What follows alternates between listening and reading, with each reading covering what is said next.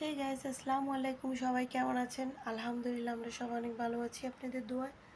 আপনারা কেমন আছেন অবশ্যই কমেন্টে জানাবেন। তো আজকে দুপুরবেলা আবারও চলে আসলাম রান্নার ভিডিও নিয়ে। আমি জানি না আমার এই ভিডিওগুলো কার কাছে কীরকম লাগে। আমি যতটুকু পারি অতটুকু আপনাদেরকে দেখার চেষ্টা করি। যদি ভালো লাগে লাইক কমেন্ট শেয়ার করবেন, আমার পাশে থাকবেন। এই যে দেখেন, কথা বলতে বলতে আমি মরিচটা খুব ভালোভাবে কষানোর পরে আমি লাউটা আর যে মসুর ডালটা একসাথে ছেড়ে দিয়েছি। তারপর একটা টমেটো দিয়ে দিলাম, পরিমাণ মতো পানিও দিয়ে দিলাম। তারপর এটা হওয়ার পরে একটা সিদ্ধ ডিমকে একটু ভেজে আমি দিয়ে দিলাম এর মধ্যে, ভালো লাগে খেতে।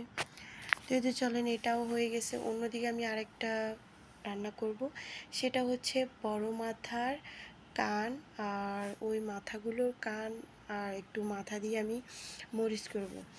আমার যখন খেতে মন চায় আমি এভাবেই করে খাই।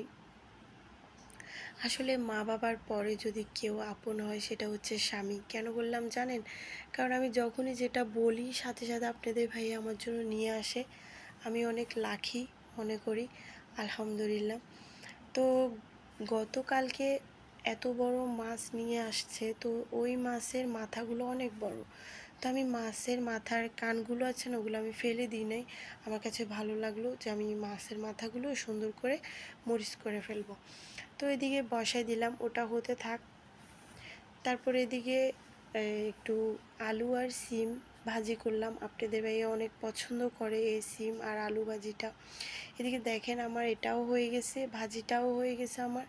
আলহামদুলিল্লাহ, আমার সব রান্না কমপ্লিট হয়ে গেছে। কেউ বাজে কমেন্ট করবেন না প্লিজ। যদি ভালো লাগে ভিডিওটা অবশ্যই অবশ্যই সবাই দেখবেন। অ্যান্ড আল্লাহ হাফিজ।